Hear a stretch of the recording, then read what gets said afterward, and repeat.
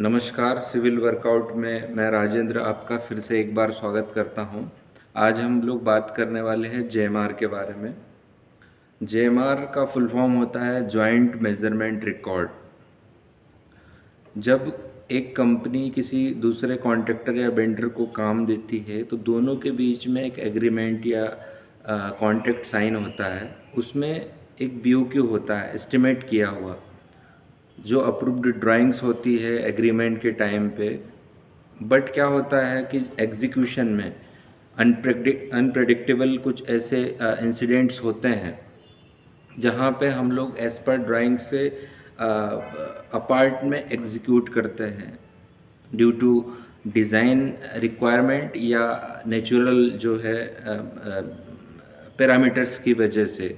For example, अगर हम लोगों की ड्राइंग में किसी फाउंडेशन का डेप्थ 2 मीटर दिया हुआ है, बट जब हम लोग प्रैक्टिकली एग्जीक्यूट कर रहे हैं तो एग्जीक्यूशन के टाइम पे डेप्थ जो है वो प्रॉपर स्ट्रेटा नहीं मिल पाया है 2 मीटर पे, और हम लोग जो है उसको हार्ड स्ट्रेटा के लिए और एक्सकेवेट करेंगे एज पर इंस्ट्रक्शन, क्योंकि उसको लूज सॉइल में हम लोग छोड़ नहीं सकते क्योंकि वहाँ पे उसका सफिशिएंट एसबीसी रीच नहीं हुआ है। तो as per client suggestion and हम लोगों का एज अ टेक्निकल रिक्वायरमेंट, हम लोग 2 मीटर से 3 मीटर अगर एक्सकेवेशन किए हैं, बट हम लोगों को एज पर ड्राइंग बीओक्यू जो बना हुआ था वो 2 मीटर तक का बना हुआ था।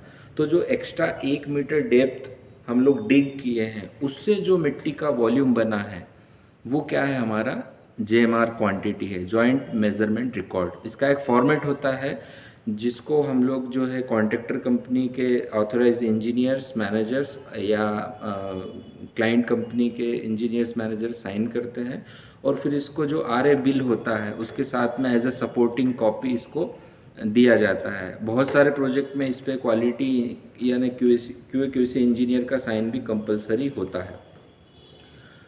ये एक छोटा सा वर्ड है और छोटा सा टास्क है, बट इसका हमारे पूरे प्रोजेक्ट के वैल्यू पे बहुत ज़्यादा इम्पैक्ट होता है।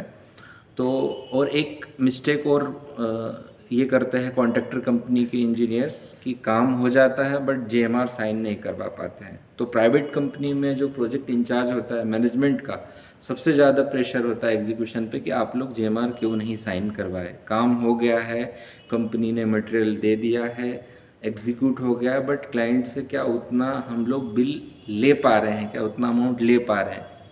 सो ये छोटा सा फैक्ट था जेएमआर के ऊपर, कोई बहुत बड़ा विशेष इस पर डिस्क्रिप्शन नहीं है, बट ये उन लोगों के लिए, मेरे खास तौर फ्रेशर के लिए या ऐसे इंजीनियर्स के लिए जो इस टाइप के प्रोजेक्ट में इन्वॉल्व नहीं है, जिन्होंने कभी ये वर्ड सुना नहीं, मुझे लगा कि उन लोगों तक ये वर्ड पहुँचे।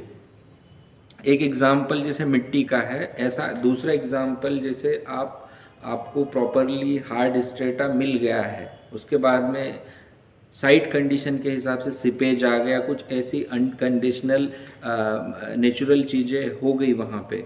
तो क्या होता है, जब सिपेज हो गया तो नीचे का जो सॉइल है वो कहीं ना कहीं स्लज में डेवलप हो गया, स्लज डेवलप हो गया वहाँ पे।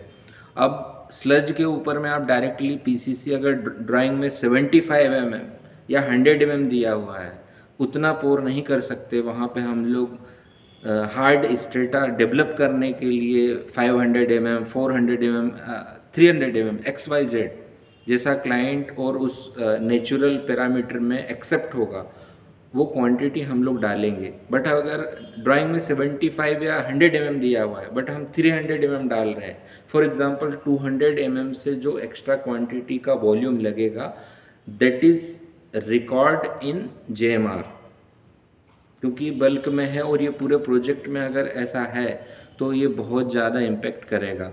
तो कैसा लगा मेरा वीडियो, और मुझे ज़रूर कमेंट में बताइए।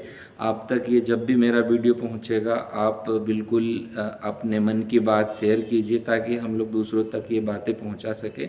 एंड आप बहुत अच्छे एक्सपीरियंस्ड होंगे, एक्सपर्टाइज होंगे किसी फील्ड में, किसी भी टाइप के प्रोजेक्ट में, तो प्लीज़ सजेस्ट कीजिए ताकि हम लोग और भी हमारे मित्रों, दोस्तों या जूनियर्स तक ये बातें पहुंचा सके। धन्यवाद। Keep connected.